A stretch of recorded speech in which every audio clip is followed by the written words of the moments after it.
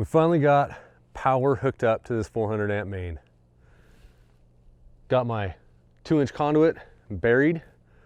The first one goes out to the pump house. The second one goes to the house. Now I haven't finished digging the ditch out to the pump house yet. We've got to uncover the pipes and everything out there and get ready so that we can transfer the wires that are going underground out to the temporary power pole. I'm gonna pull those out, come over here and push them through and hook them up all on the same day, hopefully. Hopefully nothing goes wrong with that. But before we do that, we're gonna work on getting the power lines down that second tube that goes straight into the house and get the house powered up. So now that this is ready to go, let's go inside and see what else got done. Inside where it's not snowing. Go figure.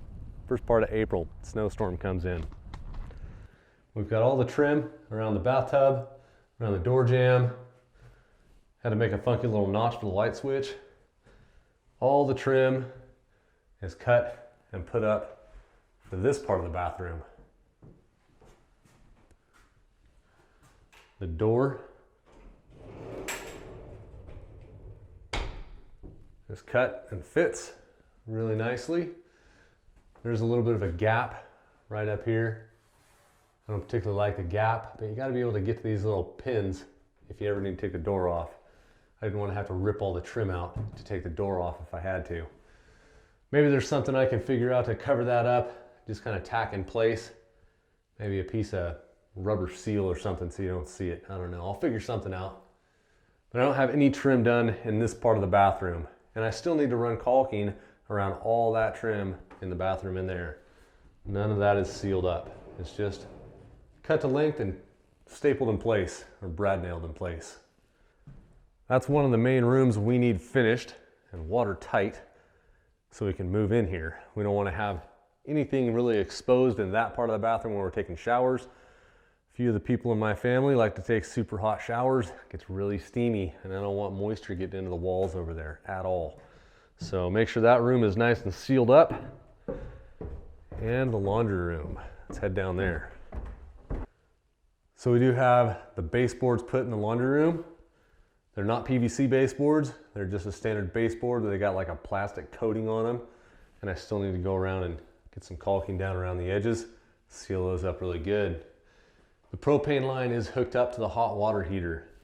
So the hot water heater is ready to go as soon as we take that piece of propane line and hook it up outside when we bring the propane tank over. That's why that line is inside. They don't want moisture to get inside that. So when we get a chance to move the propane tank over, we'll hook that line up and we'll have propane in the house.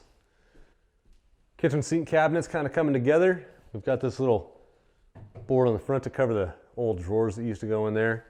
We'll stain that up, make it look nicer for the time being. We've got red guard around the top, just in case the sink gets a little moisture around it. Won't get into the wood. And we've got some white primer all the way around on the red guard down there. Cover up that red.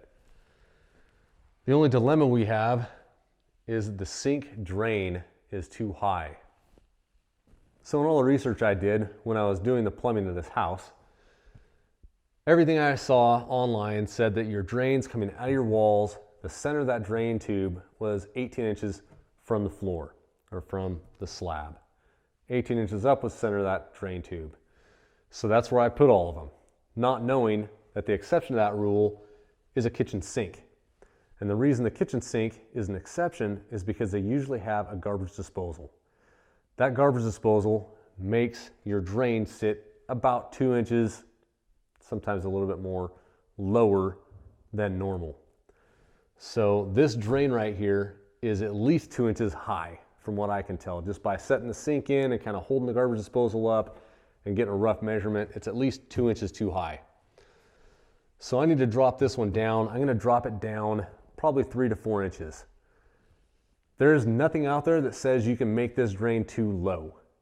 You can always make your drain come out of your sink, neck down, and go into the wall. But you can't make water flow uphill. It was some guy that told me that. So I kind of thought about this for a while. Easiest way to rebuild this. I'm gonna cut it off right here, neck it down 1.5 inch pipe, elbow it into the wall right about here. It's about 4 inches low. and then rebuild the stuff that's under the sink. So I've got a bunch of errands to run. I try not to leave the house too much, try not to leave the property too much. This COVID-19 going around. I've got to pay the propane company. I've got to get diesel for the tractor. I've got to return stuff at the home store. I've got to pick up more stuff at the home store, like the stuff for this drain. Something else I had to do. Oh, groceries. I gotta go grocery shopping too, once every 2 weeks. Stockpile. Take it easy and go make something.